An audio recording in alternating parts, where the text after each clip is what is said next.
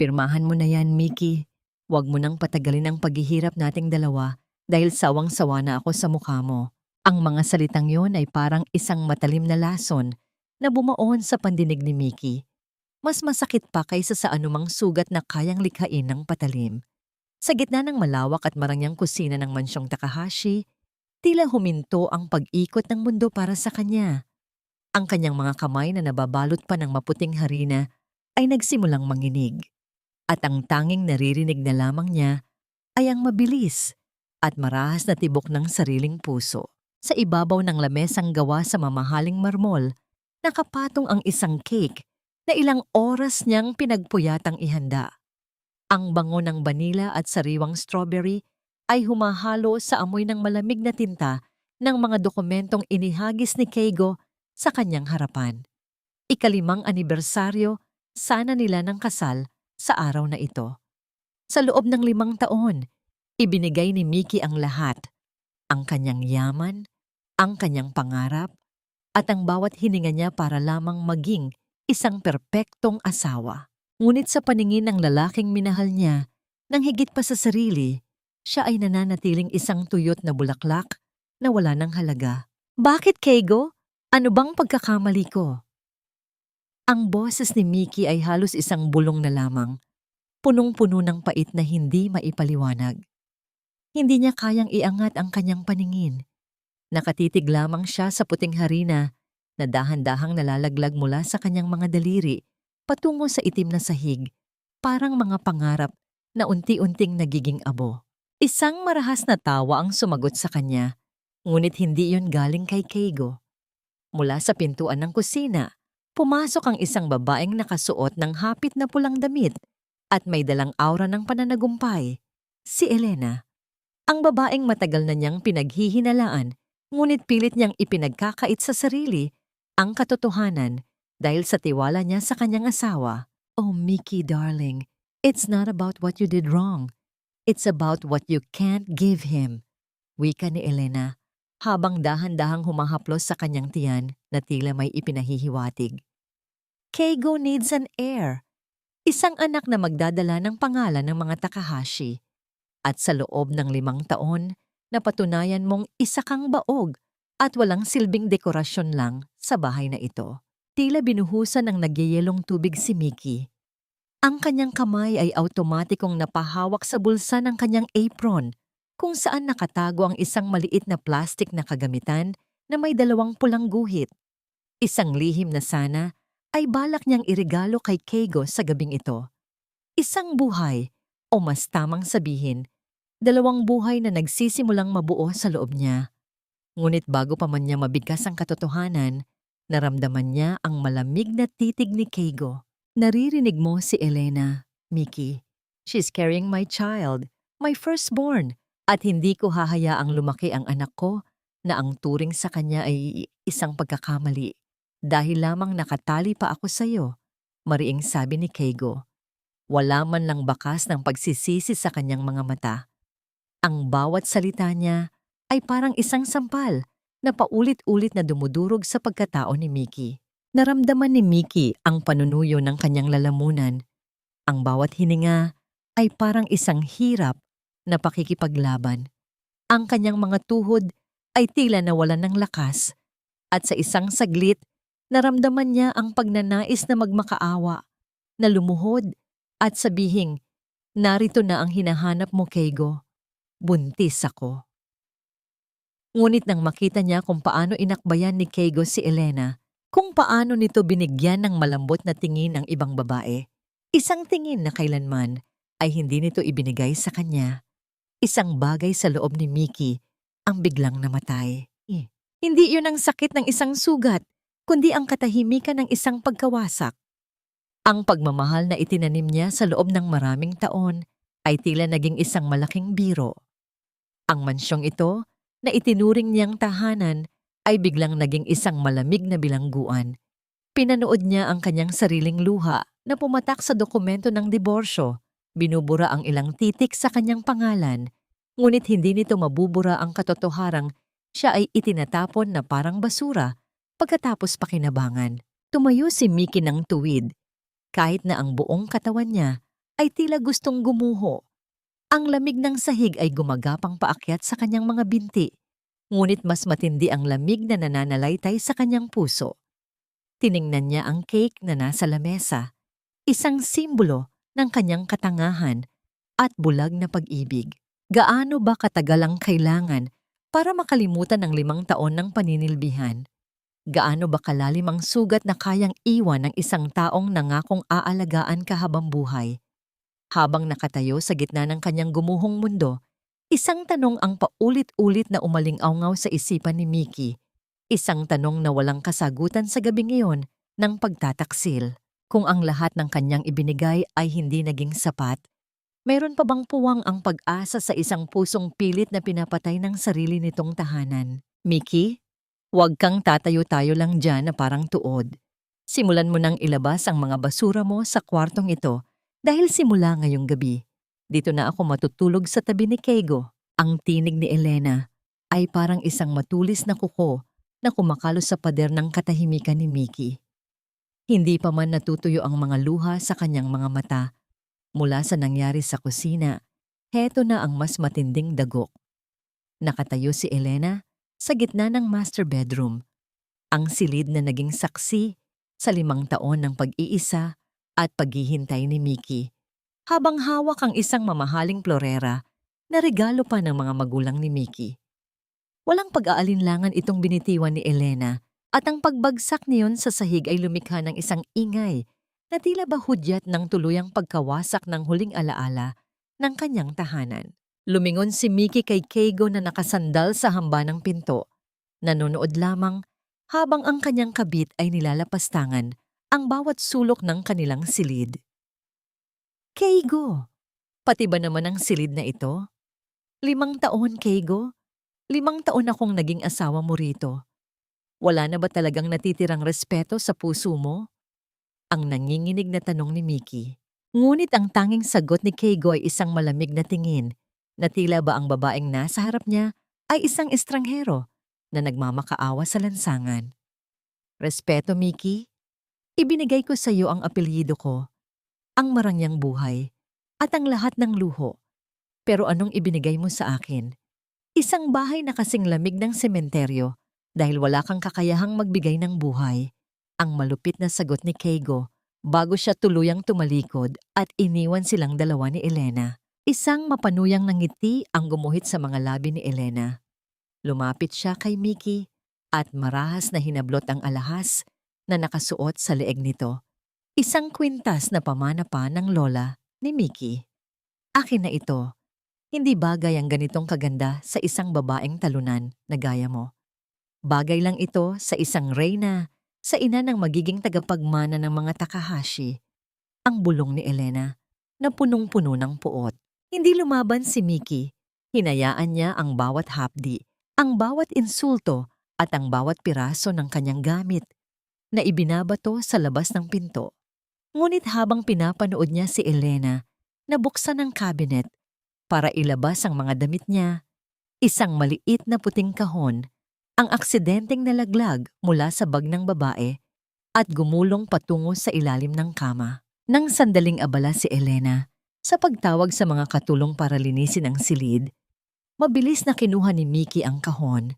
Ang kanyang puso ay tila gustong tumalon palabas ng kanyang dibdib nang mabasa ang nakasulat doon. Hindi iyon gamot para sa pagbubuntis. Isa yung uri ng hormonal medication na kilalang nagdudulot ng mga sintomas na katulad ng paglilihi, pagsusuka, pagkahilo, at bahagyang paglaki ng tiyan. Ngunit ginagamit ito para sa ibang layunin. Isang huwad na pagbubuntis. Isang matalim na hangin ang lumabas mula sa mga labi ni Mickey. Ang lahat ng ito ay isang malaking dula-dulaan. Ang babaeng itinuturing ni Keigo na tagapagligtas ng kanilang lahi ay isa lamang mapagpanggap na manlalaro. At ang kanyang asawa, ang matalinong si Keigo Takahashi, ay nabulag ng sarili niyang galit at pagnanasa. Mickey, bakit narito ka pa? Ang sigaw ni Elena nang mapansin niyang nakatayo pa rin ang biktima sa gilid ng kama. Agad na itinago ni Mickey ang kahon sa bulsa ng kanyang apron. Ang kanyang mga mata ay biglang nagkaroon ng isang uri ng ningas na hindi pa nakikita ni Elena noon. Alis na ako, Elena. Pero bago ako lumabas sa pintong ito, gusto ko lang malaman mo na ang lahat ng kinuha mo sa akin, ang kwartong ito, ang lalaking ito, at ang mga alahas na ito, ay walang kwenta kumpara sa kung anong meron ako ngayon. Ang mahinahong sabi ni Mickey, ngunit ang bawat salita ay may bigat na tila isang sumpa. Tumawa lamang ng malakas si Elena, isang tawang puno ng kayabangan habang pinapanood si Mickey na bitbit ang isang maliit na maleta, naglalakad palayo sa silid na dating sa kanya. Umalis ka na. Mabulok ka sa hirap habang ako ay nagpapakasasa sa yaman ni Keigo. Pumunta si Mickey sa banyo ng mga bisita sa ibaba. Ang kanyang katawan ay nanginginig, hindi dahil sa takot, kundi dahil sa galit at determinasyon. Tiningnan niya ang kanyang sarili sa salamin. Ang kanyang mukha ay maputla. Ang kanyang mga mata ay namumugto. Ngunit sa loob ng kanyang sinapupunan, naramdaman niya ang isang bahagyang pitik. Ang kanyang mga anak. Ang tunay na kayamanan na hinding-hindi makukuha ni Elena at hinding-hindi malalaman ni Keigo. Habang inihahanda niya ang kanyang pag-alis, narinig niya ang boses ni Elena mula sa itaas. Naglalambing kay Keigo tungkol sa anak nila na tila ba isang banal na anghel na darating. Ang kasinungalingan ay nakabalot sa sutla at ginto, habang ang katotohanan ay nakatayo sa dilim, nag-iisa ngunit handang lumaban. Sa labas ng mansyon, ang ulan ay nagsimulang pumatak, tila nakikiramay sa bawat hakbang ni Mickey patungo sa gate. Ngunit bago siya tuluyang lumabas, isang itim na sasakyan ang huminto sa kanyang harapan. Bumukas ang bintana nito at isang mukhang hindi niya inaasahan ang bumungad sa kanya. Mickey, anak, saan ka pupunta sa ganitong oras? Ang tanong ng isang matandang boses, puno ng pag-aalala at misteryo. Mickey, anak, huwag kang magpapakita ng kahinaan sa harap ng mga ahas. Kapag nakita nilang durog ka, mas lalo ka nilang tutuklawin. Ang tinig na yon ay parang isang mainit na kumot na bumalot sa nanginginig na katawan ni Mickey. Sa loob ng sasakyan, ang mukha ni Lola Amor, ang matandang may bahay na nagsilbi sa pamilya Takahashi bago pa man dumating si Mickey, ay puno ng pait at pagmamahal. Ang kanyang mga kamay na kulubot ngunit puno ng katatagan ay mahigpit na humawak sa mga kamay ni Mickey. Pilit na ibinabalik ang init sa mga daliring, tila naging yelo na dahil sa ulan at pait ng loob. Sa labas, ang malakas na buhos ng ulan ay humahampas sa salamin ng sasakyan na tila ba ang langit mismo ay sumasabay sa paghagulgol ng puso ni Mickey. Ang bawat patak ay lumilikha ng malabong anino sa paligid. Itinatago ang marangyang mansyon na dati niyang itinuring na paraiso, ngunit ngayon ay isa ng impyernong puno ng kasinungalingan. Lola Amor, bakit? Bakit hinayaan ni Keigo na mangyari ito? Ibinigay ko ang lahat, Lola. Kahit ang huling sentimo ng mana ko mula sa mga magulang ko, ipinasok ko sa kumpanya niya para lang hindi siya bumagsak. Ang hikbi ni Mickey na hindi na napigilan. Ang kanyang balikat ay yumanig sa tindi ng sakit na kanina pa niya pilit na ikinukulong sa kanyang dibdib. Ang bawat salita ay parang isang piraso ng bubog na lumalabas sa kanyang bibig, nag-iiwan ng sugat sa bawat hininga. Huminga ng malalim ang matanda at lumingon sa madilim na bintana. Ang utang na loob, anak, ay madaling makalimutan ng mga taong ang puso ay nalunod na sa kayabangan. Nakikita ko ang lahat, Mickey. Nakikita ko kung paano katratuhin ng Elena na yan na parang basahan, at alam ko rin ang totoo. Alam kong hindi siya buntis. Tila tumigil ang tibok ng puso ni Mickey. Alam niyo po, Lola? Paano? Nakita ko ang mga gamot niya sa basurahan nung anong isang linggo. Hindi ako tanga, Mickey. Ang matatandang gaya ko ay may mga mata sa likod ng ulo. Pero si Keigo, nabulag na siya ng ambisyon at ng tamis ng dila ng babaeng yan. Ang paliwanag ni Lola Amor habang may kinukuha sa kanyang lumang bag. Inilabas niya ang isang makapal na sobrang kulay kape at isang lumang passbook. Ito anak, kunin mo ito. Hindi ito sapat, pero sapat na ito para makapagsimula ka sa malayo. Huwag mong hahayaang makuha nila ang huling dignidad mo. Tiningnan ni Mickey ang sobre. Ang kanyang puso ay napuno ng hiya at pasasalamat. Lola, hindi ko po ito matatanggap. Pera niyo po ito para sa pagtanda niyo. Anak, ang tunay na kayamanan ay wala sa bangko, kundi nasa kaligtasan mo at ng mga batang dinadala mo. Ang mariing sabi ni Lola Amor na nagpasinghap kay Mickey. Ang matanda ay ngumiti ng bahagya, isang ngiting puno ng lihim. Alam ko, Mickey, ang isang ina ay laging nakikilala ang kapwa-ina. Huwag kang matakot. Lumayo ka. Pumunta ka sa lugar kung saan hindi ka nila maaabot. Sa sandaling iyon, ang takot sa puso ni Mickey ay dahan-dahang napalitan ng isang malamig na determinasyon. Hinawakan niya ang kanyang tiyan. Ang proteksyon para sa kanyang mga anak ay naging mas matimbang kaysa sa kahit anong pag-ibig na naramdaman niya para kay Keigo. Sa gitna ng dilim at tunog ng ulan na tila nagmamartsa sa bubong ng sasakyan, kinuha ni Mickey ang kanyang telepono. Hinanap niya ang isang numerong matagal na niyang hindi tinatawagan. Ang numero ni Attorney Hernandez, ang matalik na kaibigan at abogado, kanyang yumaong ama. Isang taong kailanman ay hindi naging pabor sa kasal niya kay Keigo dahil nakita nito ang panganib sa likod ng mga mata ng lalaki. Nang sumagot ang nasa kabilang linya, ang boses ni Mickey ay hindi na nanginginig. Ito ay naging matalim, kasing talim ng kidlat na gumuhit sa kalangitan ng gabing iyon. Attorney Hernandez, kailangan ko ng tulong niyo. Gusto kong bawin ang lahat ng sakin. At gusto ko ring siguraduhin na walang matitira sa kanila pagkatapos kong umalis. Habang papalayo ang sasakyan sa mansyon ng mga Takahashi, lumingon si Mickey sa huling pagkakataon.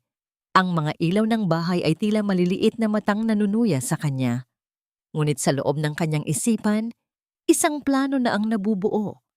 Isang plano na hindi lang tungkol sa pagtakas, kundi tungkol sa muling pagkabuhay.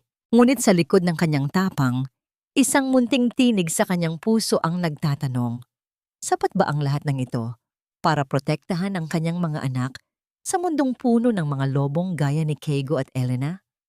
At hanggang saan ang kayang isakripisyo ng isang ina para sa isang hustisyang tila napakahirap makamit? Ayoko ng drama, Mickey. Pirmahan mo na ang mga dokumentong yan at umalis ka na sa paningin ko bago pa magbago ang isip ko at hindi ka bigyan kahit isang sentimo. Ang boses ni Keigo ay kasing lamig ng hanging nanggagaling sa aircon sa loob ng kanyang marangyang opisina. Nakaupo siya sa likod ng kanyang malaking lamesang nara. Tila isang hari na nagbibigay ng huling hatol sa isang aliping wala ng silbi. Sa tabi niya, nakatayo si Elena na nakahalukip-kip.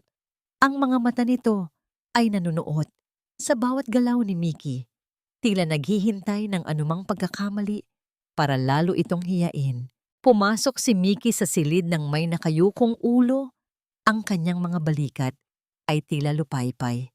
Perpektong ginagampanan ng papel ng isang asawang talunan at wasak ang puso. Ito ang inaasahan nilang makita. Ang martir na si Mickey na wala ng lakas lumaban. Ngunit sa ilalim ng kanyang mahahabang pilikmata, ang kanyang mga mata ay matalas na nagmamasid sa bawat sulok ng silid, lalo na sa maliit na vault na nasa likod ng upuan ni Keigo. Narito ang mga papeles, Keigo, ang mahinang sabi ni Mickey. Ang kanyang boses ay tila galing sa isang pusong wala ng buhay. Inilapag niya ang isang folder sa ibabaw ng lamesa. Ito ang folder na ibinigay sa kanya ni Attorney Hernandez kaninang madaling araw. Isang folder na naglalaman ng mga dokumentong tila katulad ng inihanda ni Keigo. Ngunit may mga nakatagong sugnay na magbabalik sa kanya ng lahat ng lupang ipinamana ng kanyang ama na kinuha ng mga Takahashi. Isang mapanguyat na tawa ang kumawala sa mga labi ni Elena. Mabuti naman at natauhan ka na, Mickey. Akala ko ay magmamakaawa ka pa hanggang sa dulo. Alam mo naman, ang mga basurang gaya mo ay dapat lang na itinatapon kapag wala ng pakinabang. Hindi sumagot si Mickey. Sa halip kinuha niya ang ballpen at dahan-dahang itinuon ang dulo nito sa papel. Ang kanyang kamay ay matatag. Walang bakas ng panginginig. Kahit na ang bawat hibla ng kanyang pagkatao ay gustong sumigaw sa tindi ng puot. Ito ang huling sandali. Nahahawakan niya ang apelyidong Takahashi. Ito ang huling sandali na magiging bahagi siya ng buhay ng lalaking ito. Habang pinapanood ni Keigo ang bawat stroke ng panulat ni Mickey, isang mabilis na ngiti ng pananagumpay ang dumaan sa kanyang mukha. Sa akala niya, nakuha na niya ang lahat. Ang kumpanya, ang yaman ni Mickey, at ang kalayaan para kay Elena.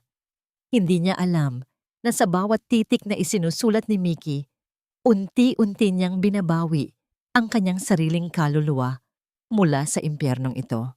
Tapos na, ang bulong ni Mickey habang isinasara ang folder. Nakuha mo na ang gusto mo, Keigo? Sana ay maging masaya kayo sa buhay na pinili niyo. Siyempre naman, magiging masaya kami. Lalo na't wala ka na sa paningin namin. Ang mabilis na hirit ni Elena habang hinahablot ang folder mula sa lamesa. Tumayo si Mickey at tumingin ng diretso sa mga mata ni Keigo. Ito ang unang pagkakataon sa gabing iyon na itinaas niya ang kanyang mukha. Aalis na ako, pero kailangan ko ang aking pasaporte at ang mga lumang papeles ng aking pamilya na nasa loob ng vault mo. Iyon na lang ang hihilingin ko, Keigo. Huwag mo nang ipagkait sa akin ang huling alaala ng mga magulang ko. Bumuntong himala si Keigo, tila naiirita sa huling hiling ng kanyang asawa. Kunin mo na ang lahat ng gusto mong kunin, basta huwag ka nang babalik dito. Tumayo siya at mabilis na pinihit ang numero ng vault. Kinuha ang isang maliit na sobre at inihagis ito sa harap ni Mickey bago siya tuluyang lumabas ng opisina kasama si Elena para asikasuhin ang kanilang selebrasyon. Naiwang mag-isa si Mickey sa loob ng opisina. Ang katahimikan sa paligid ay tila nagbibigay sa kanya ng pagkakataon para huminga. Mabilis niyang binuksan ang sobreng inihagis ni Keigo. Ngunit sa isang sandali, ang kanyang mukha ay nawalan ng kulay. Ang kanyang mga daliri ay naging kasing lamig ng yelo habang kinakalkal ang loob ng sobre. Wala roon ang kanyang pasaporte. Ang tanging naroon ay ang mga lumang dokumento ng lupa at isang pirasong papel na may sulat kamay ni Keigo. Hindi ka makakaalis hanggat hindi ko nasisiguradong wala kang ibang balak. Isang matalim na kaba ang gumapang sa dibdib ni Mickey. Paano niya magagawang lumayo at protektahan ang kanyang mga anak kung nakakulong pa rin ang kanyang pagkakakilanlan sa kamay ng lalaking sumira sa kanyang buhay? Ang plano na tila napakaganda ay biglang nabahira ng isang madilim na ulap. Saan itinago ni Keigo ang kanyang pasaporte? At gaano kalayo ang kayang gawin ng lalaking ito para panatilihin si Mickey sa ilalim ng kanyang mga paa? Kahit na ayaw na niya rito, habang nakatayo sa gitna ng malamig na opisina, narinig ni Mickey ang yabag ng mga paa na pabalik sa silid. Ang bawat hakbang ay parang isang pintig ng orasan na nagsasabing na uubos na ang kanyang oras. Ang marangyang bulwagan ng mansyon ay punong-puno ng halimuyak ng mga sariwang bulaklak at mamahaling pabango, ngunit para kay Mickey, ang bawat hininga ay parang paglanghap ng usok mula sa isang nasusunog na pangarap. Ito ang gabi ng anunsyo, isang pagdiriwang na tinatawag nilang pasasalamat. Ngunit sa katotohanan ay isang pampublikong pagbitay sa dangal ni Mickey. Ang bawat kislap ng malalaking chandeliers sa kisame ay tila mga matang nanunuri, abang ang tunog ng mga kubyertos na tumatama sa porselanang pinggan ay nagpapaalala sa kanya ng bawat piraso ng kanyang buhay na unti-unti nang nilalamon ng kawalan. Mickey, ayusin mo naman ang pagkakatayo mo. Huwag kang magmukhang namatayan, nakakahiya sa mga bisita. Ang pabulong ngunit mariing utos ni Keigo habang dumadaan sa kanyang tabi. Hawak sa kabilang kamay ang isang baso ng champagne. ni hindi ito tumingin sa kanya. Ang mga mata ni Keigo ay nakatuon sa mga maimpluwensyang tao sa loob ng silid. Tila ba si Mickey ay isang mantsa sa kanyang malinis na taksido na kailangang itago. Sa gitna ng bulwagan, nakatayo si Elena na suot ang isang kumikinang na gintong bestido. Ang bawat galaw niya ay puno ng kayabangan habang kinakausap ang mga asawa ng mga kasosyo ni Keigo sa negosyo. Kahit anong gawin niyo, ang tunay na reyna ay ang nagbibigay ng buhay, hindi ba? Ang malakas na hirit ni Elena na sinundan ng isang mapanuyang tawa, sapat na para marinig ni Mickey at ng lahat ng naroon. Ang mga bisita ay nagsimulang magbulungan. Ang kanilang mga titig ay palipat-lipat sa baog na asawa at sa buntis na kabit. Tiniis ni Mickey ang bawat bulong, ang bawat mapanirang tingin na tila mga karayom na tumutusok sa kanyang balat. Alam niya ang kanyang misyon sa gabing ito. Hindi siya narito para makiisa sa saya, kundi para bawiin ang susi ng kanyang kalayaan. Habang ang lahat ay abala sa pakikinig sa talumpati ni Keigo tungkol sa bagong kabanata ng kanilang pamilya, dahan-dahang umatras si Mickey patungo sa anino ng malaking hagdanan. Ang kanyang puso ay tumitibok ng mabilis, tila isang ibon na pilit kumakawala sa hawla. Umakyat siya sa ikalawang palapag, kung saan ang ingay ng tawanan at musika ay unti-unting nagiging malabo, napapalitan ng nakabibinging katahimikan ng pasilyo. Ang bawat hakbang niya sa makapal na alpombra ay walang tunog, ngunit sa kanyang pandinig, bawat pintig ng kanyang puso ay parang tambol na nagbababala. Dumiretso siya sa opisina ni Keigo, ang silid kung saan ang kanyang mga pangarap ay pinatay ilang gabi na ang nakalilipas. Nanginginig ang kanyang mga daliri habang inilalapit ang mukha sa maliit na vault na nakatago sa likod ng isang painting. Sinubukan niya ang bawat kombinasyon na alam niya. Ang petsa ng kanilang kasal, ang kaarawan ni Keigo, ang petsa ng pagtatag ng kumpanya. Ngunit sa bawat maling numero, ang takot sa kanyang dibdib ay lalong lumalalim. Sa huling pagkakataon, ipinikit niya ang kanyang mga mata at nanalangin. Inisip niya ang kanyang mga anak, ang dalawang buhay na tanging siya lang ang nakakaalam. Itinipa niya ang petsa kung kailan namatay ang kanyang ama. Ang marahang pag-ikot ng mekanismo ng vault ay nagbigay sa kanya ng panandaliang pag-asa. Bumukas ang pinto nito at doon, sa ilalim ng mga tumpok ng pera at alahas, nakita niya ang kanyang pasaporte. Ang kanyang kamay ay mabilis na lumapit dito, parang isang taong nalulunod na nakakita ng salbabida. Niyakap niya ang maliit na libro sa kanyang dibdib. Ang lamig ng balat nito ay nagbigay ng init sa kanyang puso. Ngunit bago pa man niya maisara ang vault, ang liwanag mula sa pasilyo ay biglang naharangan ng isang anino. Ang hangin sa loob ng silid ay tila naging kasing bigat ng tingga. Sabi ko na nga ba, may balak kang hindi maganda, Mickey. Akala mo ba ay ganoon kadaling takasan ang impyernong binuo mo para sa sarili mo? Ang boses ni Elena ay kasing talim ng isang labaha. Nagmumula sa dilim ng pintuan, nakasandal ito sa hamba, nakahalukip-kip, at may hawak na isang maliit na remote control na tila konektado sa alarm system ng bahay. Ang kanyang mga mata ay nagniningning sa tuwa, tila isang mandaragit na sa wakas ay nahuli na ang kanyang biktima sa isang patibong na walang kawala. Napatigil ang mundo ni Mickey. Ang kanyang pasaporte ay mahigpit pa ring nakahawak sa kanyang kamay, habang ang kanyang puso ay tila gustong sumabog sa tindi ng kaba. Wala na siyang matatakbuhan. Sa likod ni Elena, narinig niya ang papalapit na mga yabag ni Keigo. Ang bawat tunog ng sapatos nito sa sahig ay parang hatol ng kamatayan para sa kanyang plano. Magnanakaw ka talaga, Mickey. Hindi mo na nakontentong ubusin ang pasensya ni Keigo. Pati ba naman ang mga gamit sa loob ng vault niya ay pagnanakawan mo? Ang boses ni Elena ay umalingaw-ngaw sa loob ng tahimik na opisina. Bawat salita ay punong-puno ng malisya at katuwaan. Sa labas ng silid, Ang tunog ng mabibigat na sapatos ni Keigo sa sahig ay lalong lumalakas, papalapit ng papalapit na tila isang hatol na hindi maiiwasan. Naramdaman ni Mickey ang pamumutla ng kanyang sariling mukha. Ang kanyang mga daliri ay tila naging yelo habang mahigpit na nakakapit sa kanyang pasaporte. Bumukas ang pinto at pumasok si Keigo. Ang kanyang mukha ay kasing dilim ng langit bago ang isang malakas na bagyo. Tumingin siya kay Elena, pagkatapos ay kay Mickey at sa huli ay sa bukas na vault. Anong ginagawa mo rito, Mickey? Akala ko ba ay malinaw na ang lahat?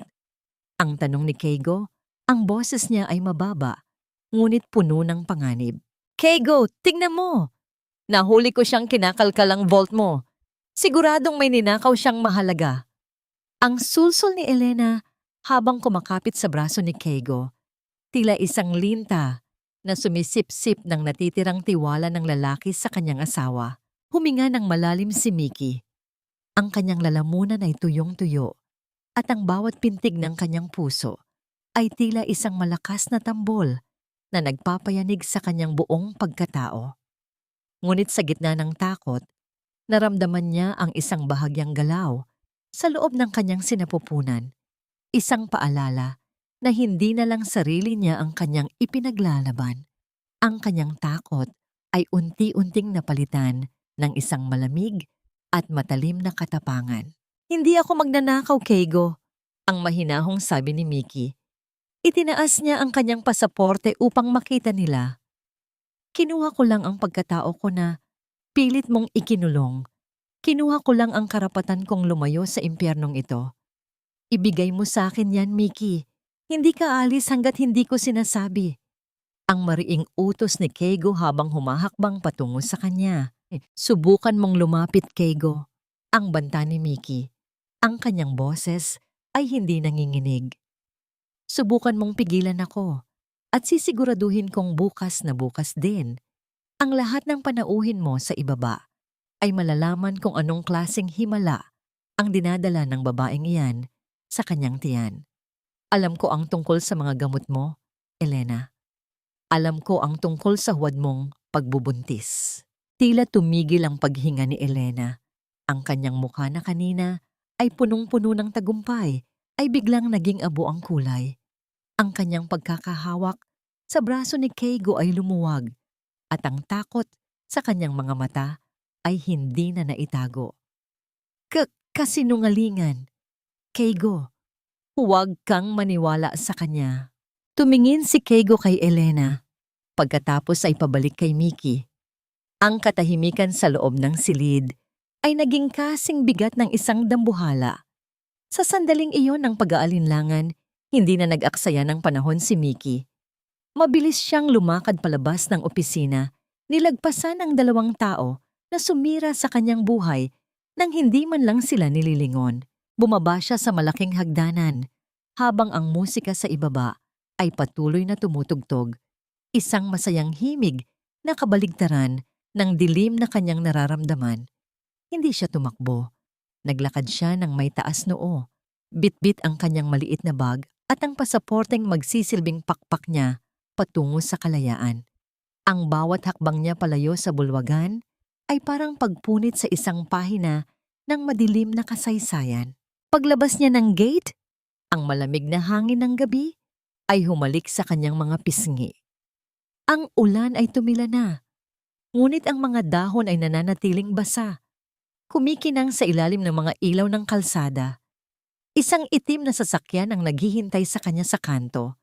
Ang mga ilaw nito ay tila 2 matang nagbibigay ng pag-asa.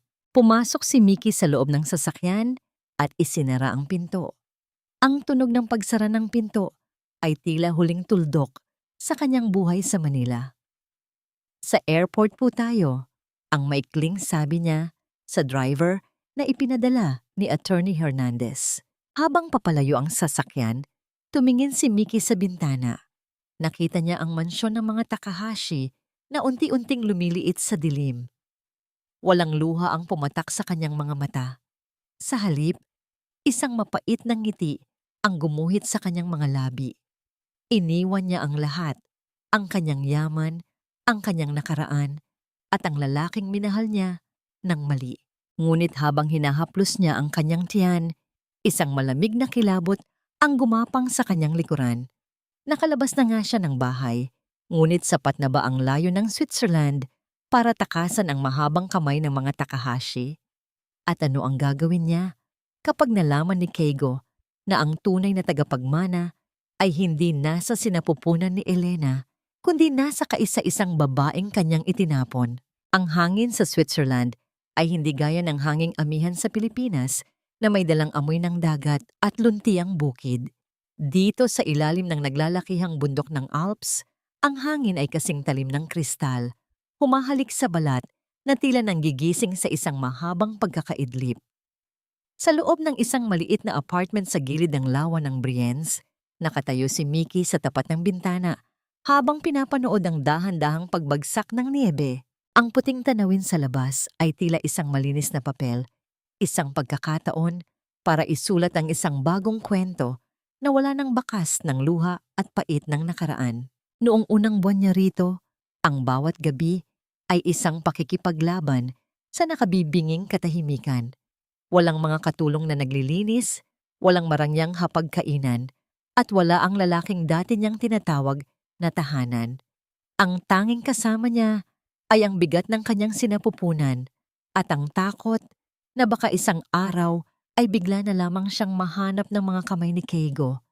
Ngunit sa tuwing nararamdaman niya ang maliliit na sipa mula sa loob, ang kanyang takot ay unti-unting napapalitan ng isang uri ng lakas na hindi niya akalaing taglay niya. Dumating ang araw ng kanyang panganganak sa gitna ng isang tahimik na gabi ng taglamig. Sa loob ng isang payak na silid sa ospital, habang hawak ang kamay ng isang nurse na halos hindi niya maintindihan ng wika, isinilang ni Mickey ang dalawang himala. Si Yuki, ang batang lalaking may mga matang kasing talas ng kay Keigo, ngunit may pusong tila kasing lambot ng niebe. At si Mika, ang batang babaeng nakuha ang matamis na ngiti ng kanyang ina. Sa sandaling marinig niya ang kanilang unang iyak, ang lahat ng sakit na naranasan niya sa kamay ni Elena at Keigo ay tila naging maliliw na alaala na lamang. Ang bawat luhang pumatak sa kanyang mga pisngi ay hindi na luha ng pait, kundi luha ng isang inang nakatagpo na ng kanyang tunay na mundo. Lumipas ang 5 taon na tila ba isang mabilis na agos ng tubig sa ilog. Hindi naging madali ang buhay para sa isang dayuhang ina, ngunit si Mickey ay hindi sumuko. Sa umaga, siya ay isang inang nagluluto ng mainit na sopas para sa kanyang mga anak. At sa gabi, siya ay isang masugid na mag-aaral sa sining ng paggawa ng relo. Natutunan niyang mahalin ang bawat maliit na tornilyo at bawat maselang gear ng isang mekanismo. Para sa kanya, ang pag-aayos ng isang relo ay parang pag-aayos ng kanyang sariling buhay. Kailangan ng pasensya, katumpakan, at higit sa lahat, oras. Dahan-dahang nakilala ang pangalang Mickey sa maliliit na bayan sa paligid ng Interlaken. Hindi dahil siya ang asawa ng isang bilyonaryo, kundi dahil sa kanyang galing bilang isang horologist o dalubhasa sa mga antigong relo. Ang bawat relong hinahawakan niya ay muling nabubuhay, nagbibigay ng ritmo sa gitna ng katahimikan ng Alps. Ang kanyang mga kamay na dati ay puro harina at luha, ngayon ay puno na ng langis at bakal, matatag at hindi na nanginginig. Isang hapon, habang naglalaro sina Yuki at Mika sa labas ng kanilang maliit na tindahan, isang mamamahayag mula sa isang tanyag na lifestyle magazine sa Europa ang pumasok. Gusto nilang itampok ang The Mysterious Woman of the Alps, ang babaeng nagmula sa silangan na may kakayahang ibalik ang oras sa mga relong tila wala ng pag-asa. Makalipas ang ilang linggo, lumabas ang naturang magazine. Sa pabalat nito, makikita ang isang babaeng nakasuot ng simpleng damit. Ang kanyang buhok ay maingat na nakatali at ang kanyang mga mata ay puno ng kapayapaan at katalinuhan. Walang bahid ng lungkot, walang bakas ng babaeng itinapon sa kalsada, 5 taon na ang nakalilipas. Ang nasabing magazine ay mabilis na kumalat, Hindi lamang sa Europa, kundi maging sa mga malalaking lungsod ng Asya at sa loob ng isang madilim na opisina sa Manila, kung saan ang hangin ay puno ng amoy ng mamahaling tabako at matandang pagsisisi, isang kamay ang nanginginig habang binubuklat ang mga pahina.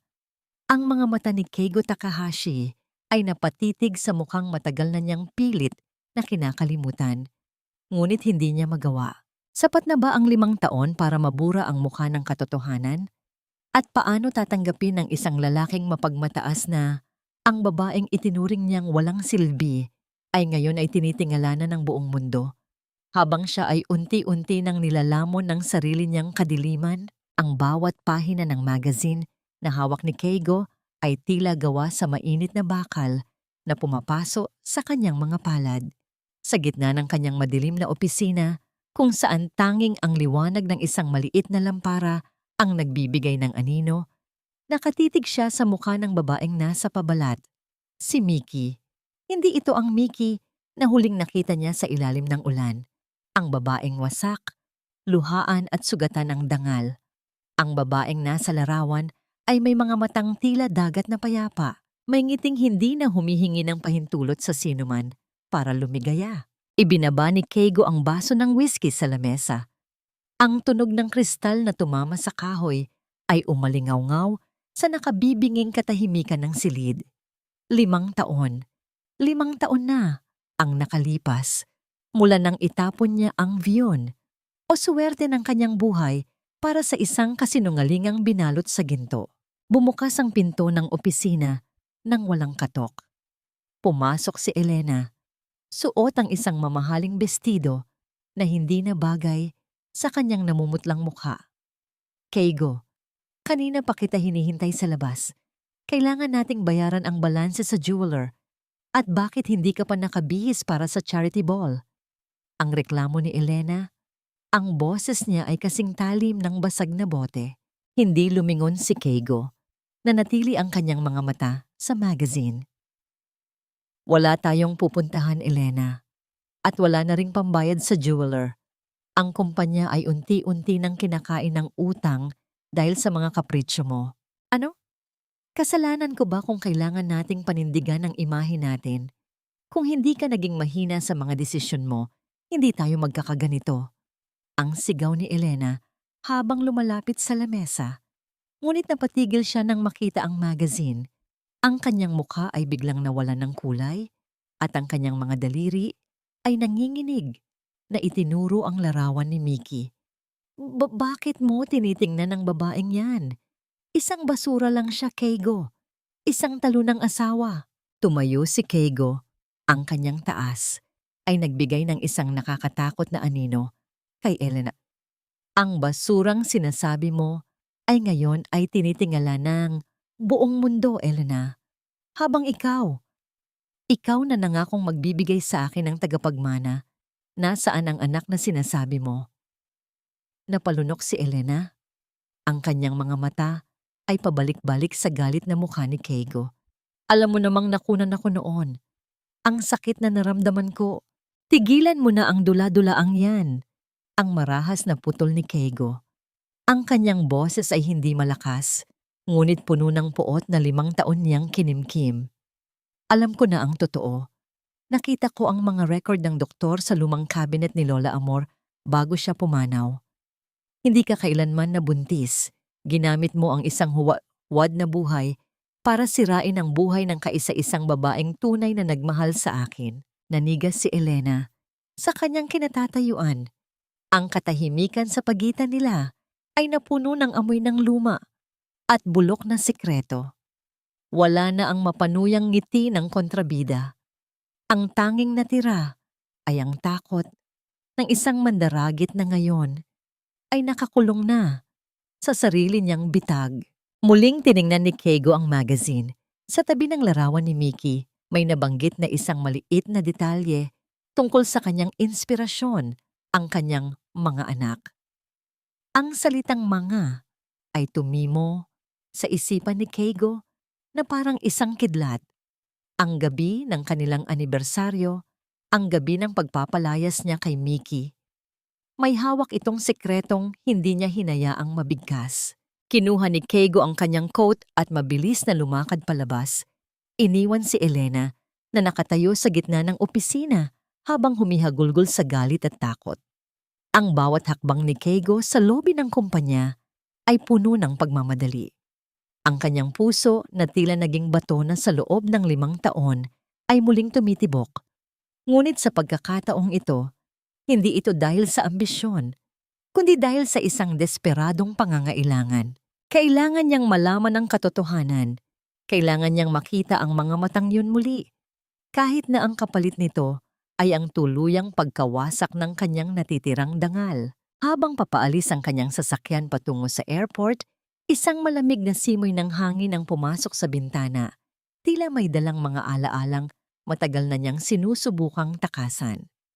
Malayo ang Switzerland, ngunit mas malayo ang pagitan ng dalawang pusong unti-unting naglayo dahil sa mga pagkakamali, hindi nasabing salita, at mga pagkakataong pinalampas. Nakasandal siya sa upuan habang pinagmamasdan ang mga ilaw ng lungsod na unti-unting naglalaho sa likuran. Sa unang pagkakataon, matapos ang maraming taon, wala siyang maisisi kundi ang sarili.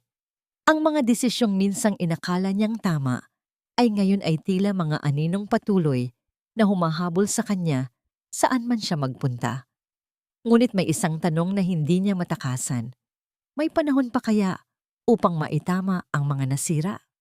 O ang bawat segundo na lumilipas ay lalo lamang nagpapalayo sa kanya sa babaeng minsang naging sentro ng kanyang mundo? Habang papalapit ang sasakyan sa paliparan, mas naging malinaw sa kanya ang isang katotohanan.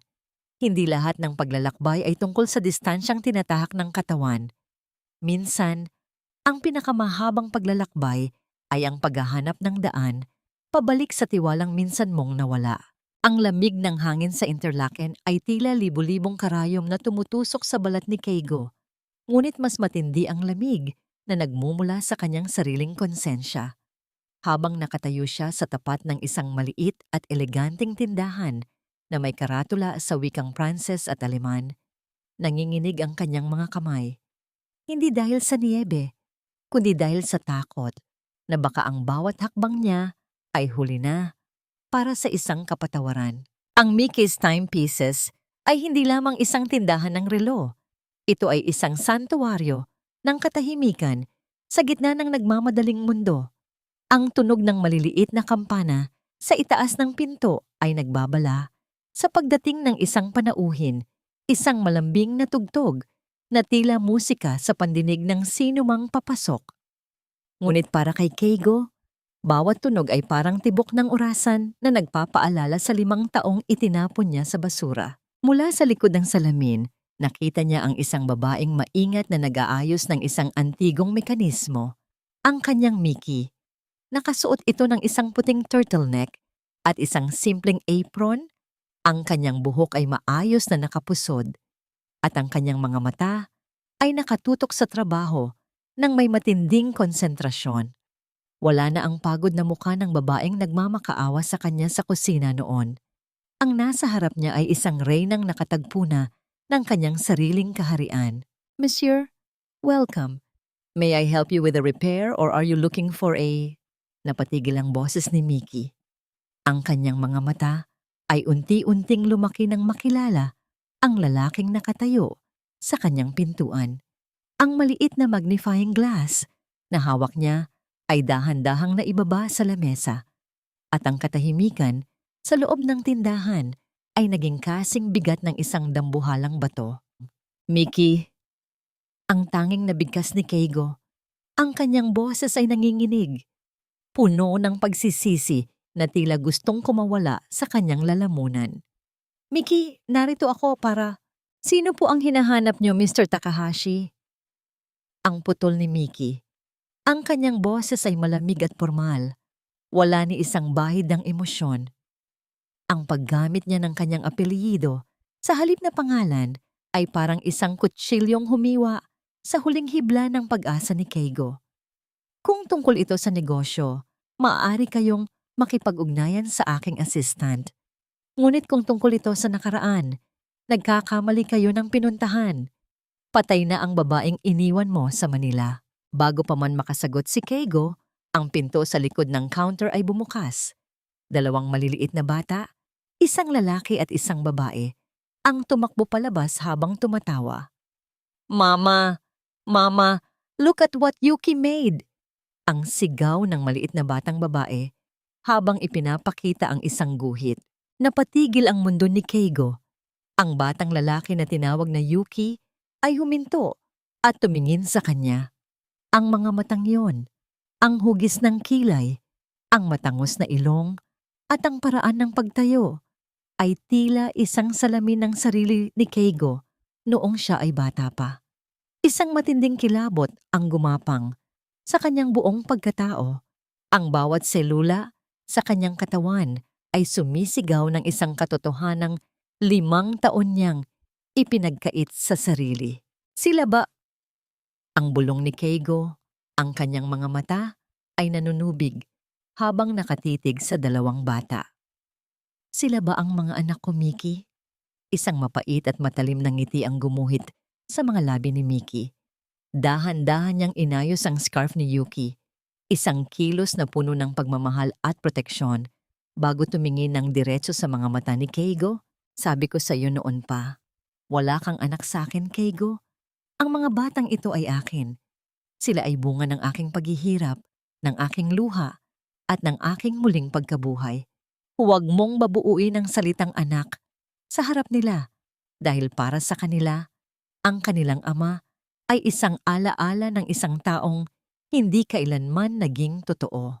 Sa sandaling iyon, isang matangkad at gwapong lalaking Swiss ang pumasok mula sa labas. May dalang mga supot ng pagkain. Lumapit ito kay Miki at humalik ng bahagya sa noon nito bago bumaling kay Keigo nang may mapanuring tingin. Is everything all right here, Miki? Ang tanong nito sa wikang Ingles. Ang selos at sakit ay sabay na sumabog sa dibdib ni Keigo. Ngunit ang mas masakit ay ang makitang hindi man lang kumurap si Miki. He was just leaving, Sebastian. Ang sagot ni Miki habang hinarap muli ang kanyang mga anak. Habang nakatayo si Keigo sa labas, pinapanood ang pamilyang tila buo na at masaya sa loob ng mainit na tindahan. Naramdaman niya ang tuluyang pagguho ng kanyang mundo. Ang niyebe ay patuloy na bumabagsak. Tinatabunan ang kanyang mga bakas sa kalsada. Tila sinasabing wala na siyang puwang sa buhay na ito. Sino ang lalaking kasama ni Miki? At hanggang saan ang kayang gawin ni Keigo para mabawi ang pamilyang itinapon niya? Lalo na't ngayon ay nakita na niya ang mga matang nagpapatunay ng kanyang pinakamalaking pagkakamali. Hindi mo sila pwedeng angkinin, Keigo, dahil pinatay mo na ang karapatan mong maging ama noong gabing mas pinili mo ang iyong kaligayahan kaysa sa ating pamilya. Ang bawat salitang binitawan ni Miki ay tila mga tipak ng yelo na bumabagsak sa dibdib ni Keigo. Nakatayo siya sa labas ng tindahan, ang kanyang mga sapatos ay unti-unti nang natatabunan ng niebe, ngunit hindi niya nararamdaman ang lamig. Ang tanging nararamdaman niya ay ang apoy ng selos at pagsisisi na unti-unting lumalamon sa kanyang pagkatao. Sa loob, nakita niya kung paano haplusin ni Sebastian ang balikat ni Miki. Isang haplos na puno ng pag-aalaga at paggalang, mga bagay na kailanman ay hindi niya naibigay sa kanyang asawa noon. Pumasok muli si Keigo sa loob. Hindi alintana ang matalas na tingin ni Sebastian. Ang kanyang mga mata ay nakapako lamang sa dalawang bata na ngayon ay nagtatago sa likod ng apron ni Miki, Yuki at Mika. Ang mga pangalang iyon ay tila mga himig na ngayon lang niya narinig ngunit matagal na niyang hinahanap. Nakita niya sa mga mata ni Yuki ang sarili niyang determinasyon at kay Mika ang lambot ng puso ni Miki. Miki, parang awa mo na. Tignan mo sila. Kamukha ko sila. Alam nating dalawa ang katotohanan. Ang pagmamakaawa ni Keigo, ang kanyang boses ay basag at malayo sa mapagmataas na boses ng isang CEO. Gusto niyang humakbang palapit. Gusto niyang hawakan ang maliliit na kamay ng mga bata. Ngunit ang bawat galaw niya ay tinitigilan ng matikas na tindig ni Sebastian. Look, Mr. Takahashi, I think it's best if you leave. You're upsetting her and the children. Ang mahinahong sabi ni Sebastian sa wikang Ingles, ngunit may himig ng awtoridad na hindi matatawaran. Ang kanyang kamay ay nananatiling protektado sa likuran ni Mickey, isang pader na hindi kayang tibagin ni Keigo. Tumingala si Mickey at sa pagkakataong ito, hinayaan niyang magtama ang kanilang mga mata. Walang galit sa kanyang paningin, kundi isang malalim na kawalan, isang kawalan na mas masakit kaysa sa puot. Ang mukha, Keigo, ay isang biyaya ng genetics, ngunit ang pagiging ama ay isang biyaya ng puso. Noong araw na pinalayas mo ako, noong araw na mas naniwala ka sa kasinungalingan ni Elena kaysa sa katapatan ko, doon mo pinirmahan ang kamatayan ng iyong pagiging magulang. Sila ba ang mga anak ko, Mickey? Sabihin mo ang totoo. Ang sigaw ni Keigo na hindi na napigilan ng emosyon. Ang kanyang pagsigaw ay nagdulot ng bahagyang takot sa mga bata na lalong nagpaigting sa galit sa mga mata ni Mickey. Dahan-dahang lumapit si Mickey kay Keigo hanggang sa maramdaman nito ang init ng hininga ng babae. Wala kang anak sa akin, Mr. Takahashi. Ang mga anak ko ay walang ama na nagngangalang Keigo. Ang kilala nilang ama ay ang lalaking nagpupunas ng kanilang mga luha sa gabi, ang lalaking nagtuturo sa kanila kung paano magmahal, at ang lalaking hinding-hindi sila itatapon para sa ibang babae. Tumingin siya kay Sebastian nang may pagmamahal na tila isang sampal sa mukha ni Keigo. Naramdaman ni Keigo ang panghihina ng kanyang mga tuhod. Ang bawat sandali ng kanyang pananatili sa loob ng tindahang yon ay tila isang torture sa kanyang kaluluwa. Nakita niya ang isang pamilyang buo, masaya at payapa. Isang pamilyang siya sana ang namumuno kung hindi lang siya naging bulag. Ang selos na nararamdaman niya kay Sebastian ay hindi lamang dahil sa pag-ibig, kundi dahil sa katotohanang kinuha nito. Ang posisyong kailanman ay hindi na niya mababawi. Lumabas si Keigo ng tindahan nang hindi na lumingon muli. Ang tunog ng kampana sa pinto ay tila huling paalam ng isang buhay na hindi na sa kanya. Naglakad siya sa gitna ng naglalakihang bundok ng Alps. Pakiramdam niya ay siya ang pinakamaliit na nilalang sa mundo. Ngunit sa likod ng kanyang pagkabigo, isang madilim na kaisipan ang pumasok sa kanyang isipan.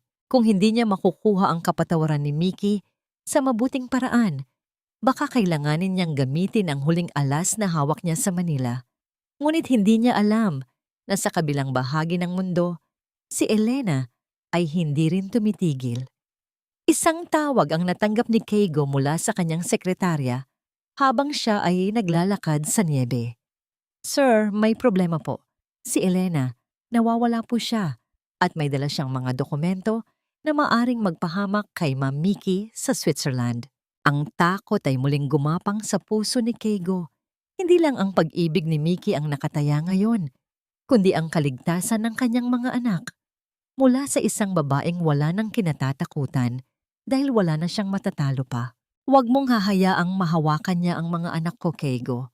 Isinusumpa ko, kapag may nangyaring masama sa kanila, hinding-hindi mo na makikita kahit ang anino ko habang buhay. Ang tinig ni Mickey ay hindi na lamang malamig.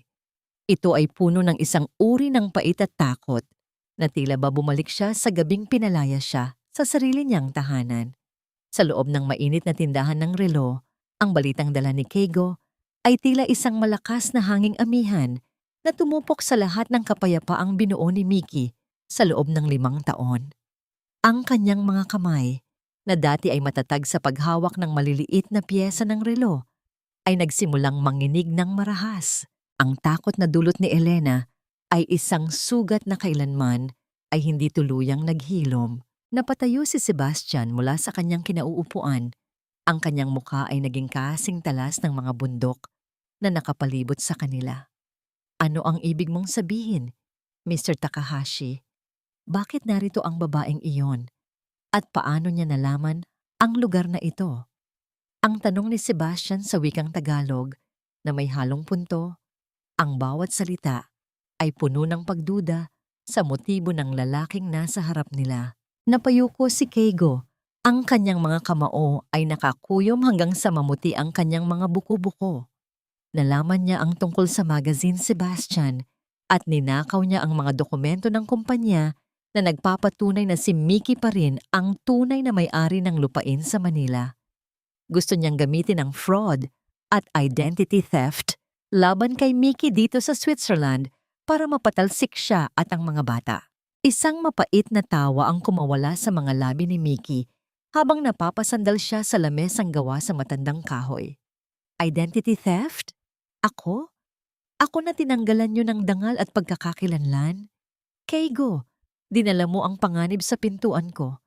Sa 5 taon, naging tahimik kami. Naging masaya kami. At ngayon ay nandito ka para sabihing sisirain mo uli ang lahat? Narito ako para protektahan kayo. Ang sigaw ni Keigo, ang kanyang mga mata ay nanunubig sa desperasyon. Ngunit ang bawat salita niya ay tila walang bigat sa harap ng mga taong nasaktan niya ng labis. Sa kabilang silid, narinig ang maliliit na yabag ni Yuki at Mika. Ang kanilang tawanan ay tila isang malupit na paalaala ng kawalang malay na maaari ring mawala sa isang iglap. Mabilis na tumakbo si Mickey patungo sa mga anak. Niyakap sila ng mahigpit. Tila ba, sa pamamagitan ng kanyang bisig, ay kaya niyang harangan ang anumang kasamaang dumarating.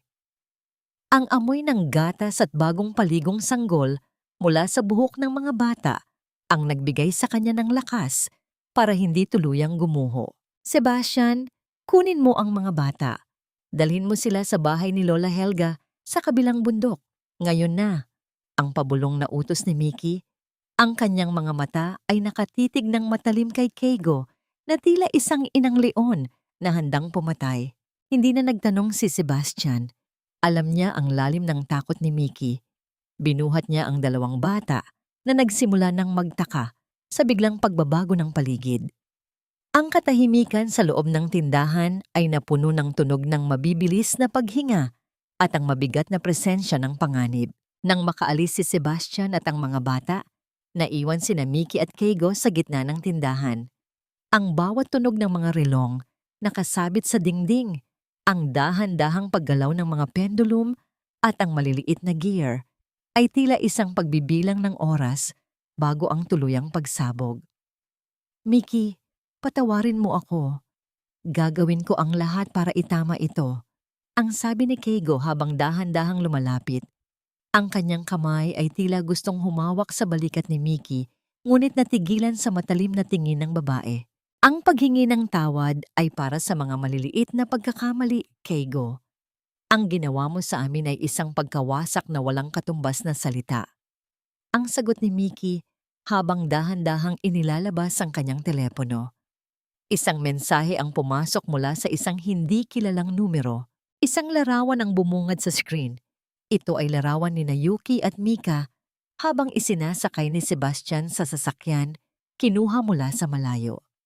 At sa ibaba ng larawan ay may nakasulat na 2 salita sa wikang Tagalog na nagpatingkad sa kilabot sa buong katawan ni Mickey. Ang ganda ng mga anak mo, Mickey. Sayang naman kung mawawala sila. Nabitawan ni Mickey ang telepono sa sahig. Ang tunog ng pagbagsak nito ay tila isang huling hudyat ng digmaang hindi niya ginusto. Napatingin siya sa bintana.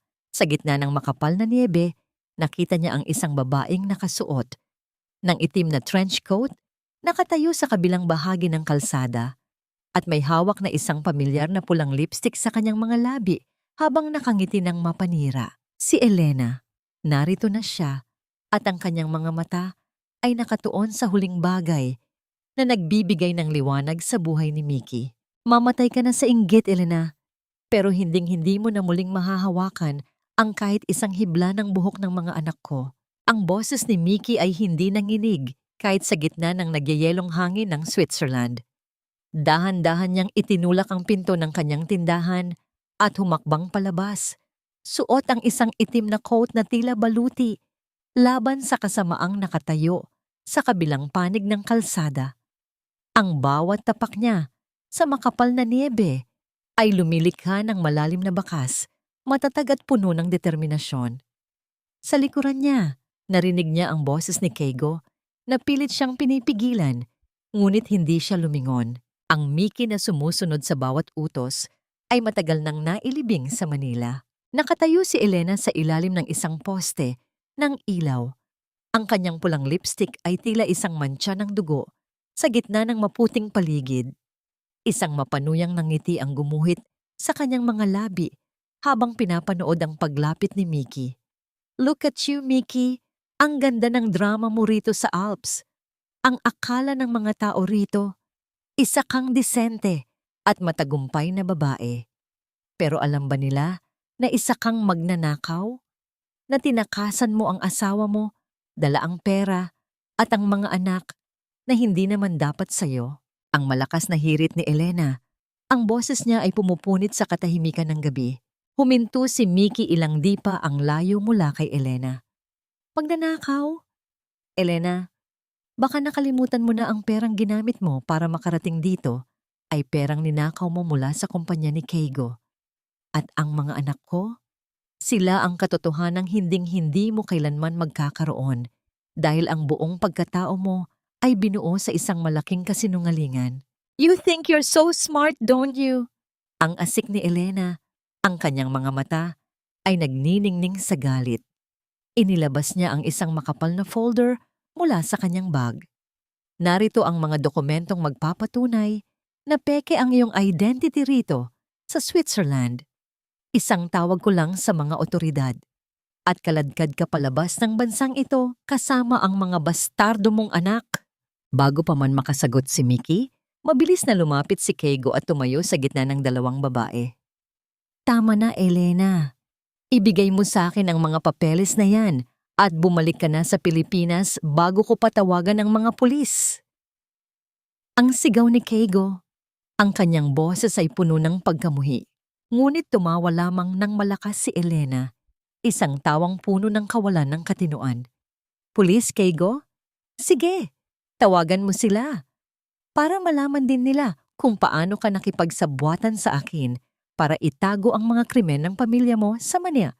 Sabay-sabay tayong babagsak, Keigo. Pero sisiguraduhin kong si Mickey ang unang mawawalan ng lahat." Sa sandaling iyon, naramdaman ni Mickey ang isang malamig na kapayapaan. Hindi na siya ang takot na asawa. Siya na ang reyna ng sarili niyang tadhana. Kinuha niya ang sariling telepono at may pinindot na button.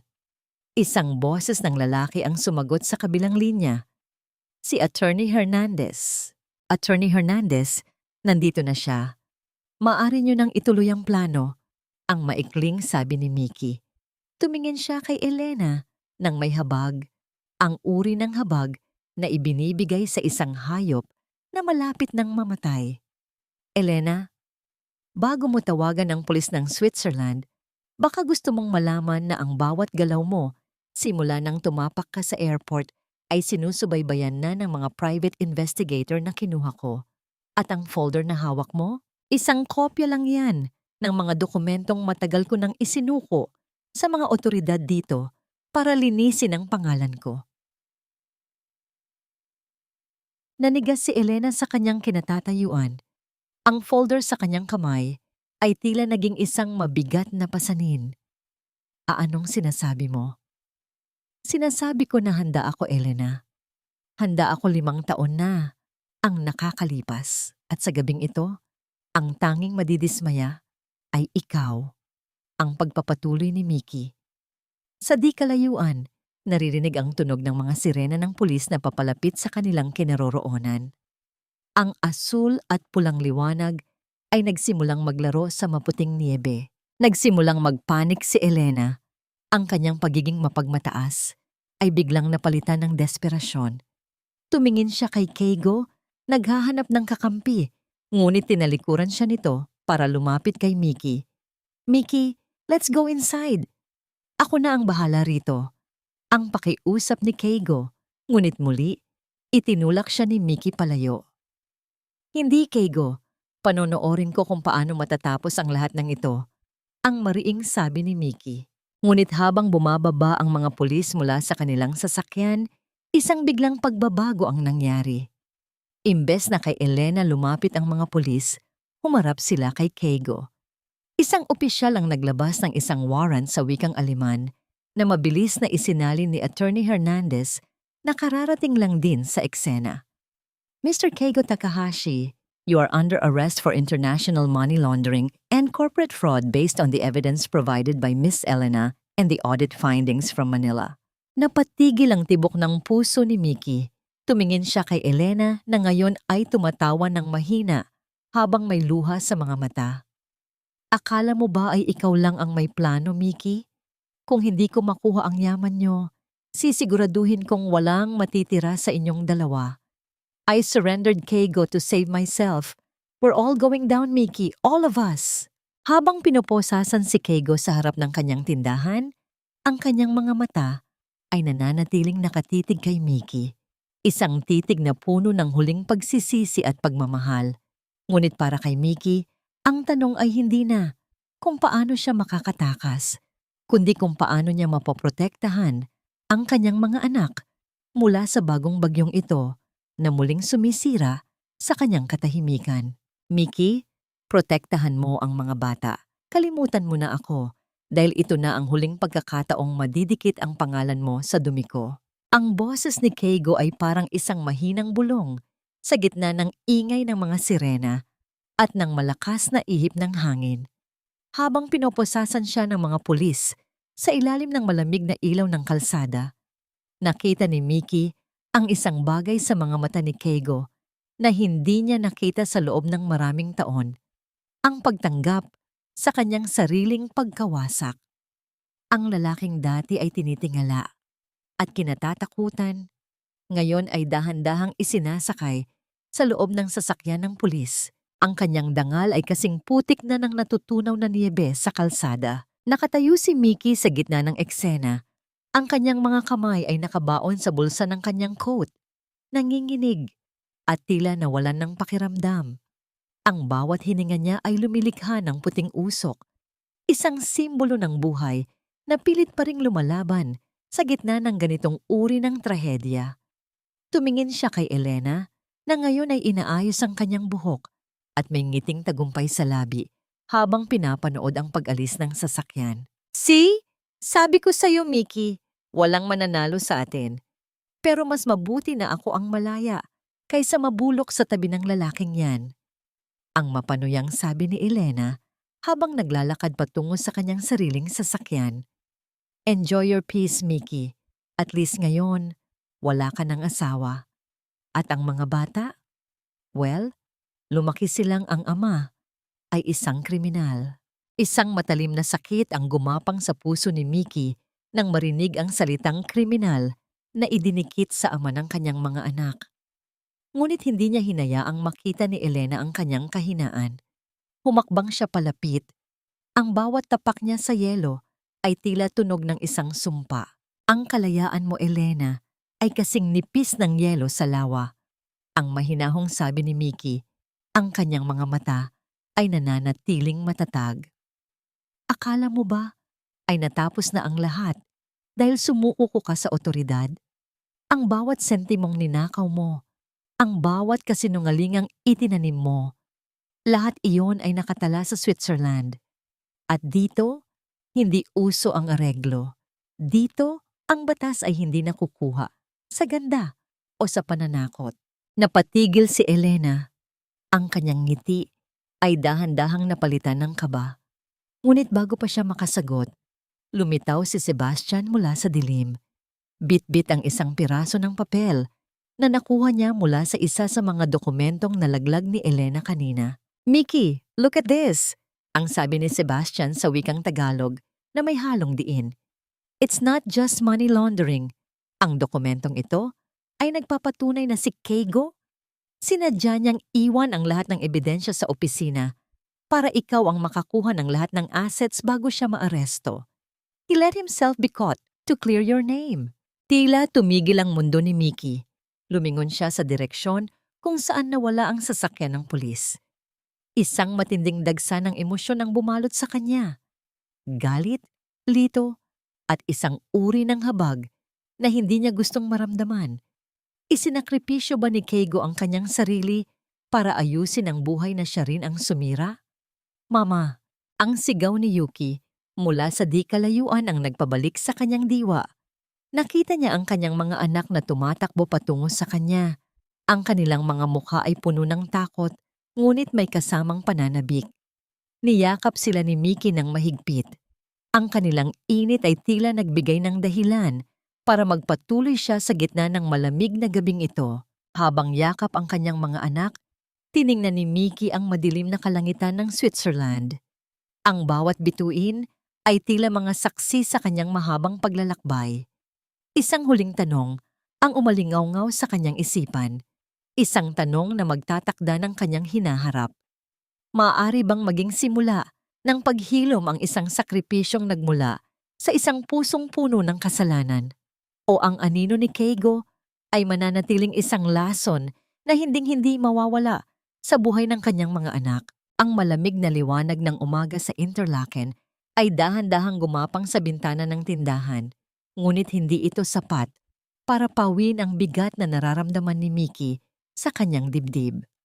Hawak niya ang mga dokumentong natagpuan ni Sebastian, isang huling testamento ng pagsisisi ni Keigo. Sa bawat pahina, nakasulat ang paglilipat ng lahat ng ari-arian, ang pagbabalik ng dangal ng kanyang ama, at ang pag-amin sa lahat ng kasalanang ginawa ni Elena. Isinakripisyo ni Keigo ang kanyang kalayaan para lamang makuha ni Miki ang kapayapaang nararapat sa kanya. Miki, kailangan nating magdesisyon. Nakatakda na siyang ilipad pabalik ng Manila para harapin ang hatol, ang mahinahong sabi ni Sebastian habang inilalagay ang isang baso ng mainit na tsaa sa lamesa. Pinagmasdan ni Miki ang lalaking naging sandigan niya sa loob ng 5 taon. Nakita niya ang katapatan sa mga mata ni Sebastian, ngunit alam niyang may isang bagay pa siyang kailangang tapusin bago siya tuluyang makahinga ng maluwag. Sa loob ng isang malamig at payak na silid sa piitan ng Switzerland, muling nagtagpo ang mga mata ni Miki at Keigo. Wala na ang salamin na humaharang sa kanila, ngunit may isang pader ng nakaraan na tila ba hinding-hindi na matitibag. Nakasuot si Keigo ng kulay abong uniforme, ang kanyang buhok ay gulo-gulo, at ang kanyang mga mata ay tila 2 balon ng pagsisisi. Bakit, Keigo? Bakit mo ito ginawa? Ang unang tanong ni Miki. Ang kanyang boses ay hindi na puno ng puot, kundi ng isang malalim na pagkapagod. Isang mapait na ngiti ang gumuhit sa mga labi ni Keigo. Dahil ito lang ang tanging paraan, Miki. Sa loob ng 5 taon, nabuhay ako sa kasinungalingan habang ikaw ay bumubuo ng isang tunay na buhay. Ninakawan kita ng pangarap, ng pamilya, at ng dignidad. Ang pagkakulong ko ay maliit na kabayaran lamang para sa bawat luhang pumatak sa mga mata mo. Hindi mo kailangang maging martir, Keigo. Hindi nito mabubura ang nakaraan. Ang sagot ni Miki, ang kanyang mga daliri ay mahigpit na nakakapit sa kanyang bag. Alam ko. At hindi ko hinihiling na patawarin mo ako o tanggapin mo ako uli. Gusto ko lang na kapag tinignan ka ng mga anak natin, makita nila ang isang inang malaya at hindi na nakatali sa dumi ng aking pangalan. Ang basag na tinig ni Keigo. Dahan-dahan siyang yumuko, ang kanyang mga balikat ay yumanig sa isang tahimik na paghagulgol. Miki, sabihin mo sa kanila na ang kanilang ama ay isang taong nabulag, ngunit bago siya nawala, nakita niya ang pinakamagandang liwanag sa mundo. At iyon ay kayo. Tumayo si Miki.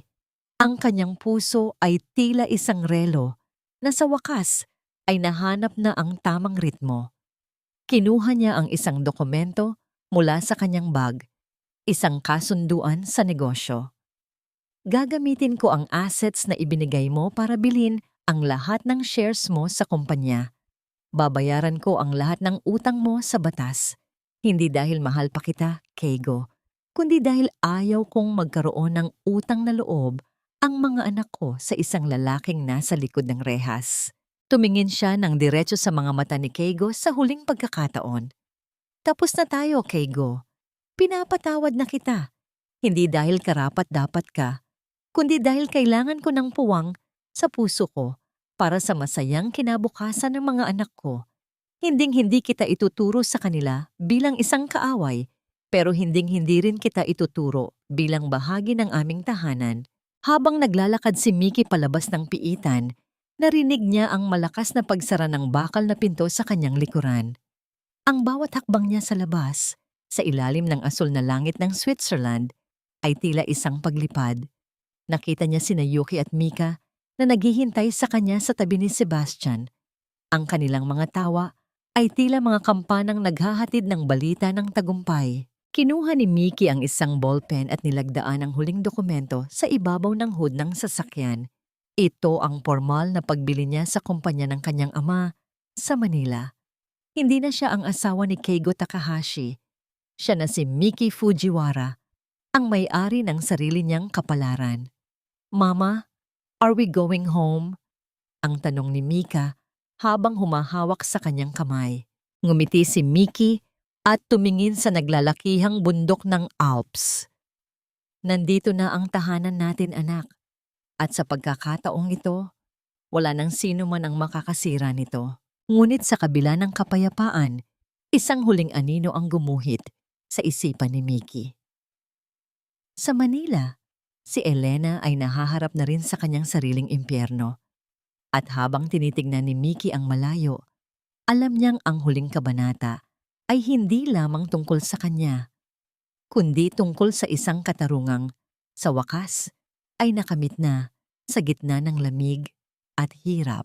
Ang bawat pag-ikot ng kamay ng orasan ay tila isang piping saksi sa muling pagkabuhay ng isang pusong matagal na panahong nabaon sa dilim. Sa loob ng kanyang bagong gawang workshop sa gitna ng Zurich, pinagmasdan ni Mickey ang huling piyesa na kanyang inilalagay sa isang espesyal na relo. Isang relong hindi para ibenta, kundi isang simbolo ng kanyang sariling kalayaan. Ang sikat ng araw sa labas ay hindi na kasing lamig ng dati. Ang tagsibol ay dahan-dahan ng tunutunaw sa huling bakas ng niyebe, nagbibigay daan sa mga bulaklak na muling sumibol mula sa lupang minsan nang naging tigang. Sa kabilang panig ng mundo, sa loob ng isang masikip at mainit na selda sa Manila, nakaupo si Elena sa sahig habang nakatitig sa kanyang sariling refleksyon sa isang maliit na piraso ng basag na salamin. Wala na ang kanyang pulang lipstick, wala na ang kanyang mamahaling bestido, at wala na ang kinang sa kanyang mga mata. Ang kanyang kagandahan na dati niyang ginamit bilang sandata para manira ng buhay ay dahan-dahan nang kumukupas sa ilalim ng bigat ng kanyang mga kasalanan. Ang bawat sandali ng kanyang pag-iisa ay puno ng ingay ng pagsisisi at galit, ngunit wala nang nakikinig.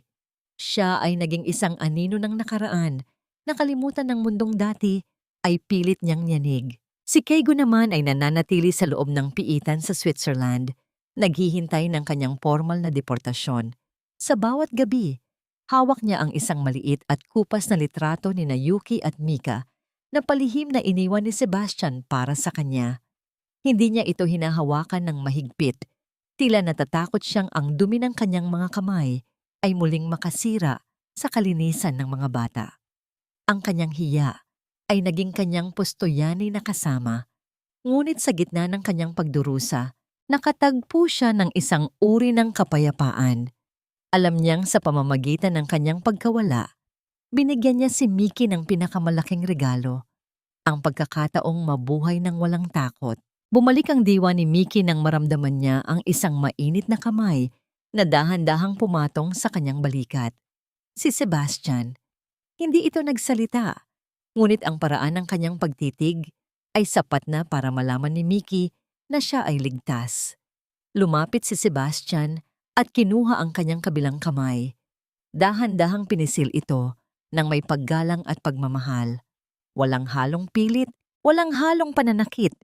Isang pag-ibig na kailanman ay hindi naghahanap ng kapalit, kundi ang makita lamang siyang masaya. "The children are waiting at the lake, Mickey. Let's go?" Ang mahinahong paanyaya ni Sebastian sa wikang Taglish. Ang kanyang boses ay tila isang banayad na kanta. Tumango si Mickey at isinuot ang kanyang coat.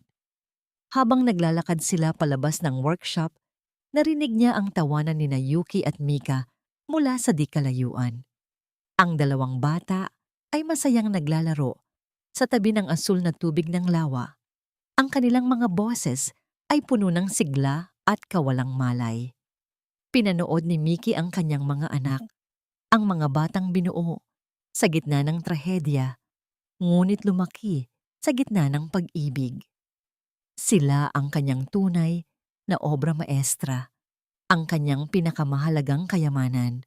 Huminto si Mickey sa gitna ng tulay at huminga ng malalim. Ang hangin ay may dalang amoy ng mga bagong bukang bulaklak at sariwang tubig. Tiningnan niya ang kanyang mga kamay. Ang mga kamay na dati ay nanginginig sa takot, ngayon ay matatag na humahawak sa kinabukasan. Ang lahat ng pasakit, ang bawat sampal ng tadhana, at ang bawat luhang pumatak sa Manila ay naging mga hakbang lamang para marating niya ang sandaling ito. "Mama, look! The ducks are following us!" Ang sigaw ni Mika habang tumatakbo patungo sa kanya. Binuhat ni Mickey ang kanyang anak at hinalikan ito sa noo. Habang si Yuki naman ay kumapit sa kanyang binti, tumitingala ng may ngiting puno ng pag-asa. Sa huling pagkakataon, lumingon si Mickey sa direksyon ng kalsada patungo sa syudad, tila nagbibigay ng huling paalam sa lahat ng sakit ng kanyang nakaraan. Pinapatawad na niya ang lahat, hindi dahil nakalimot siya, kundi dahil ang kanyang puso ay puno na ng labis na kagalakan para magkaroon pa ng puwang ang anumang puot. Ang kwento ni Miki Fujiwara ay hindi nagtapos sa isang pagtakas, kundi sa isang matagumpay na pagbabalik sa kanyang sarili. Siya ay hindi na biktima. Siya ay isang ina, isang manggagawa, at isang babaeng malaya.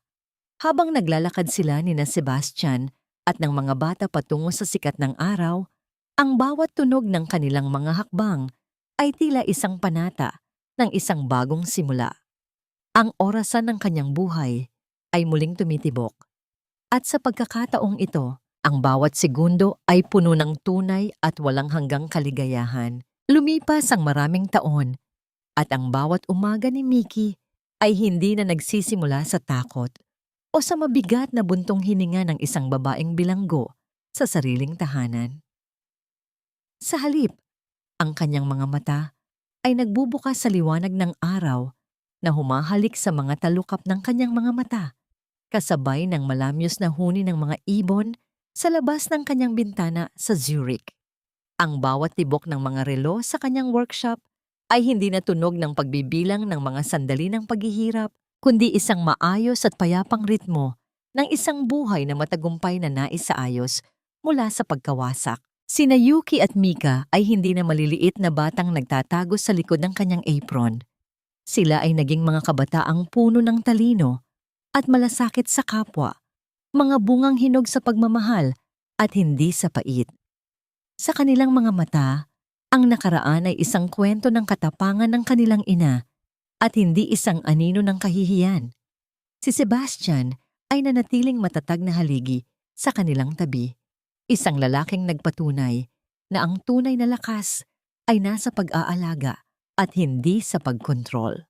Ang kanilang tahanan ay naging isang santuwaryo ng tawanan at pag-unawa, kung saan ang bawat hapunan ay tila isang maliit na pagdiriwang ng tagumpay laban sa dilim. Sa malayo, ang balita mula sa Pilipinas ay tila mga tuyong dahon na lamang na tinatangay ng hangin. Si Elena ay nanatiling isang bilang sa loob ng piitan, isang babaeng naging biktima ng sarili niyang kasakiman. Si Keigo naman, matapos pagsilbihan ng kanyang parusa, ay piniling mamuhay ng tahimik at malayo sa ingay ng korporasyon. Minsan sa isang taon, nagpapadala siya ng isang simpleng liham na walang hinihiling na anuman, kundi ang malaman na ang kanyang mga anak ay ligtas. Hindi na ito binubuksan ni Mickey ng may galit. Sa halip, inilalagay niya ito sa isang kahon nang may tahimik na pagtanggap na ang bawat tao ay may kanya-kanyang landas ng pagsisisi. Nakatayo si Mickey sa tapat ng lawa, pinagmamasdan ang dahan-dahang paglubog ng araw na nagbibigay ng ginintuang kulay sa buong paligid. Ang kanyang puso ay wala ng puwang para sa puot, dahil ang puot ay isang mabigat na pasanin na hindi na niya kailangang bitbitin. Natutunan niyang ang tunay na kapayapaan ay hindi matatagpuan sa paghihiganti, kundi sa pagbuo ng isang buhay na napakaganda, kaya wala ng puwang ang anumang alaala ng sakit. Ang kanyang paglalakbay mula sa isang martir na asawa patungo sa isang malayang babae ay ganap na, at sa bawat hininga niya, damang-dama niya ang tamis ng kalayaan na siya mismo ang nagtanim at nag-ani. Ang orasan ng tadhana ay patuloy sa pag-ikot, ngunit sa pagkakataong ito, si Mickey na ang may-ari ng bawat segundo. Ang kanyang kwento ay hindi na tungkol sa isang lihim na itinago, kundi tungkol sa isang katotohanang nagpalaya sa isang buong pamilya. Sa ilalim ng malawak at payapang kalangitan, ngumiti si Mickey sa kanyang kinabukasan. Isang bukang liwayway na puno ng liwanag, pag-asa, at walang hanggang pag-ibig.